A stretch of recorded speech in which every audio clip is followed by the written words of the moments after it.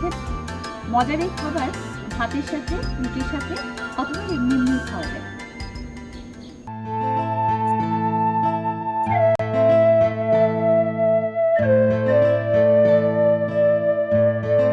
প্রিয় দর্শক, ভিন্ন স্বাদের সন্ধানে আজ ঘুরে দেখব বিখ্যাত তেলিয়াপাড়া চা বাগান।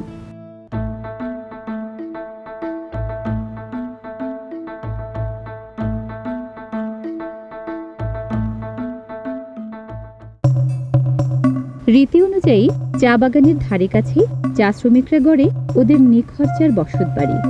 ওদের গ্রামে ঢুকলে নিশ্চয়ই পেয়ে যাব কোনো না কোনো বৈচিত্র্যময় খাবার।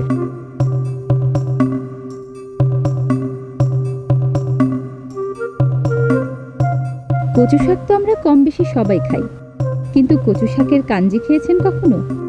প্রিয় দর্শক, আমরা এখন কামিনী দিদির বাড়ি। দিদি আমাদেরকে রান্না করে দেখাবেন ভারতের উড়িষ্যার প্রচলিত এক খাবার কচু শাকের কাঞ্জি। দিদি চলেন শুরু করি।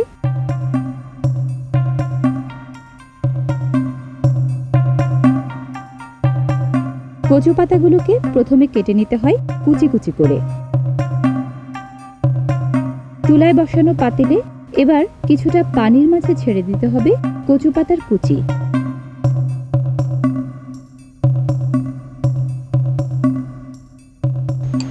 এখন কি সিদ্ধ হবে দিদি?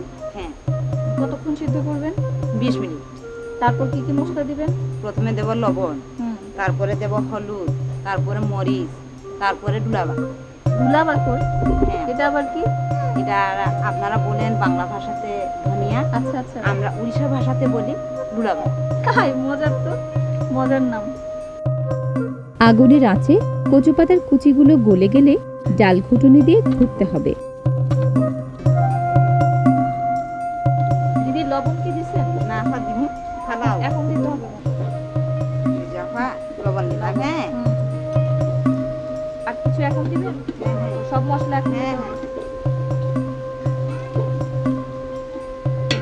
হলুদ দিলাম, তারপরে মরিচ, এটা ডুলাবাকর দিলাম, এটা দিলাম সরিষা আর হালকা জিরা বাটা। সব শেষে দিতে হয় কইয়া নামের তেঁতুল গোলা জল। কয়া দিবেন? কয়া দিলাম। এই আবার ঘুটা দিই।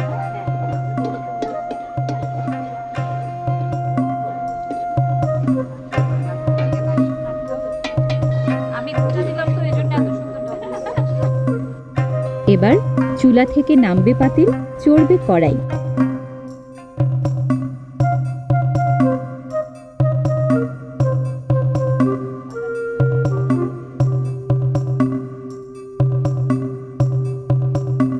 পরিমাণ মতো তেল ঢেলে তাতে একে একে দিতে হবে 5 ফোড়ন, রসুন ও পেঁয়াজ কুচি এবং কাঁচামরিচ।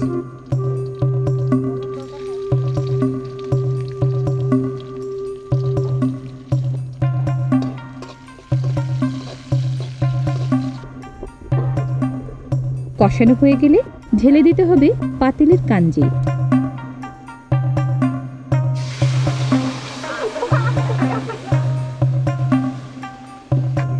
কাঞ্জি নামের এই ডাল এবার জাল দিতে হবে বলক না ওঠা পর্যন্ত।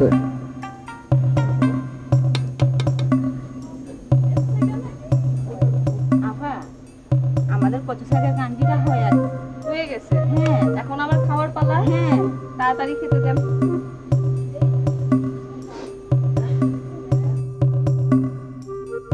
দেখতে কিছুটা কালচে সবুজ হলেও কচু শাকের ডাল তো পুষ্টি মানে ভরা।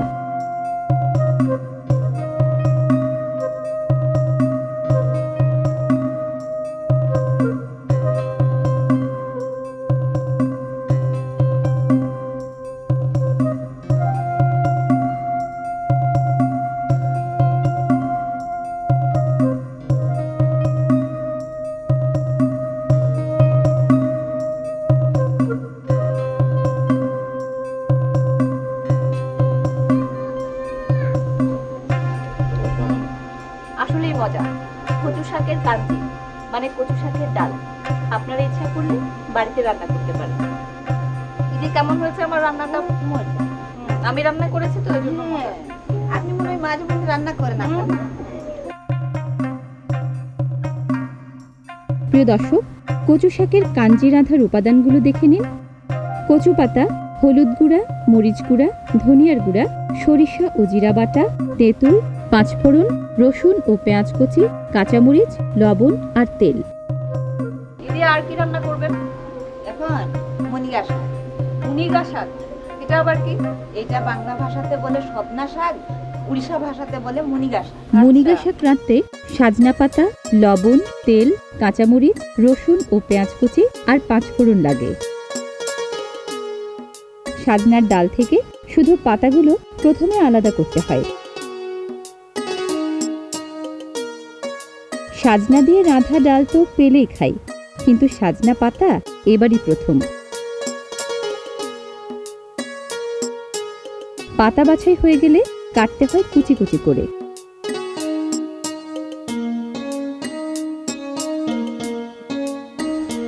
কড়াইয়ের গরম তেলে এখন রসুন ও পেঁয়াজ কুচি, শুকনো মরিচ আর পাঁচফোড়ন দিয়ে ভাজার পালা। এবার ঢালতে হবে সাজনা পাতার কুচি। নেড়ে চেড়ে কিছুটা কষিয়ে যোগ করতে হবে পরিমাণ মতো পানি।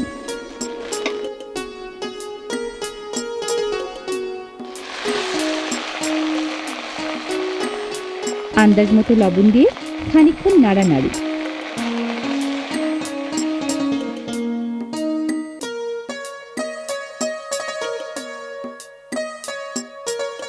ঢাকনা দিয়ে ঢেকে এখন জাল দিতে হবে সেদ্ধ না হওয়া পর্যন্ত।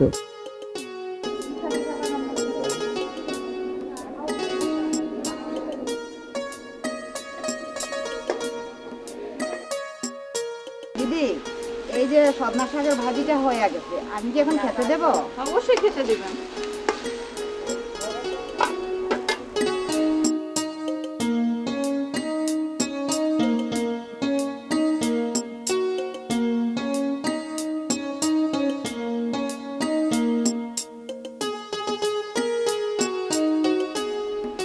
দিদি, ভীষণ মজা হচ্ছে।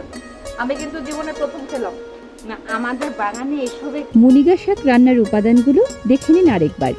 সাজনা পাতা, লবণ, কাঁচামরিচ, শুকনো মরিচ, রসুন, পেঁয়াজ কুচি, পাঁচফোড়ন আর তেল।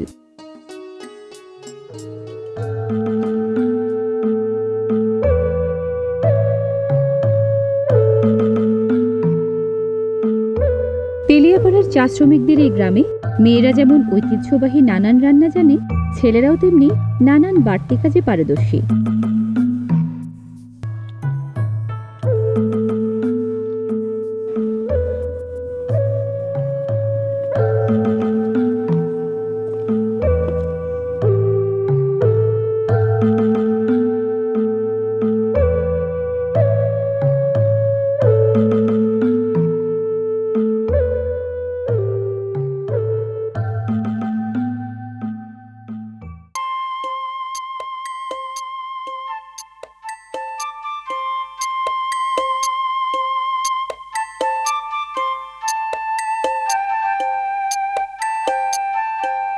ঘুরতে ঘুরতে চলে এসেছি বিরজিনা দিদির বাড়িতে। দিদি আমাদেরকে মজার এক রান্না করে দেখাবেন, খাররাম খি। মানে কি শুনবেন?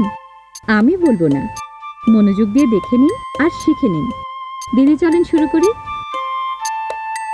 খাররাম খি রান্না করতে লাগে বাঁশের কোড়, সরিষার তেল, চ্যাপা শুটকি মাছ, হলুদ গুঁড়া, মরিচ গুঁড়া, ধনিয়ার গুঁড়া, পেঁয়াজ কুচি, গরম মশলা ও জিরা বাটা আর লবণ। খাররাম খির মূল উপাদান বাঁশের কোড়। চা শ্রমিকদের কেউ এটা সংগ্রহ করেন বাঁশঝাড় থেকে, কেউ বা কেনেন বাজার থেকে।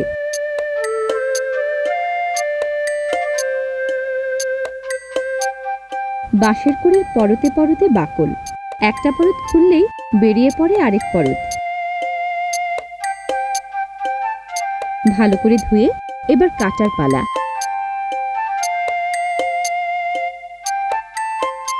বাঁশের কোড় কাটতে হয় আলু বা মূলার মতো ফালি ফালি করে।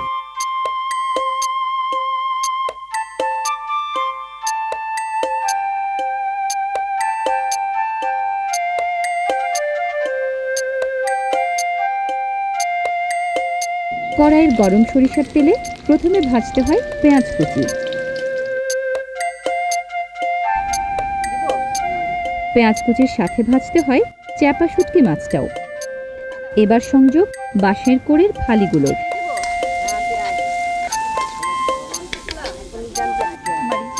এরপর একে একে মরিচ গুঁড়া, ধনিয়ার গুঁড়া, হলুদ গুঁড়া আর গরম মশলা ও জিরা বাটা।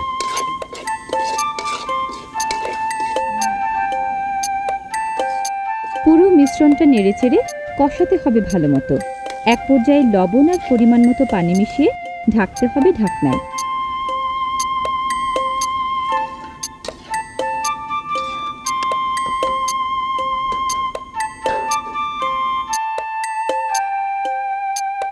বেশ কিছুক্ষণ জাল দেওয়ার পর ঢাকনা উঠিয়ে দেখতে হবে পানি কমেছে কিনা।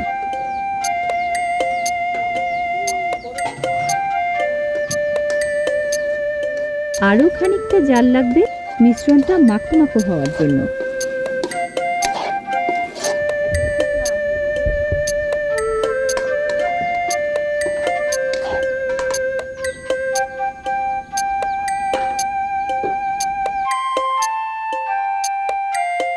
দিদি রান্না হয়ে গেছে। হয়ে গেছে?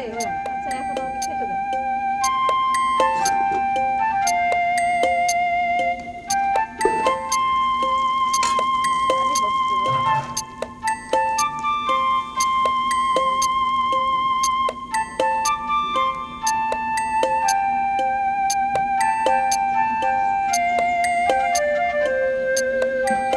দিদি নেন খাইয়া দেখে। ধন্যবাদ।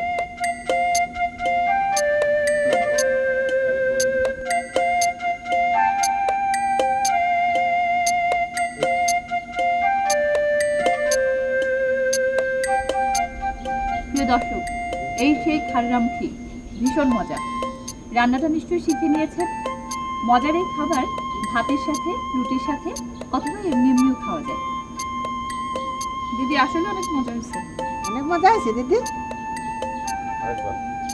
খাররামখি রান্না করতে লাগে বাঁশের কোড়, সরিষার তেল, চ্যাপা শুটকি মাছ, হলুদ গুঁড়া, মরিচ গুঁড়া, ধনিয়ার গুঁড়া, পেঁয়াজ কুচি, গরম মশলা ও জিরা বাটা আর লবণ।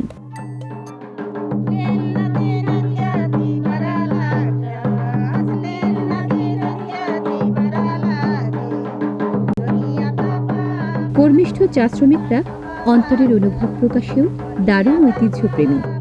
ঢোলমাদলের ঝুমুর তালে তাল মিলিয়ে এভাবে ওরা নাচে আর গায় পূজা পার্বণ উৎসবে।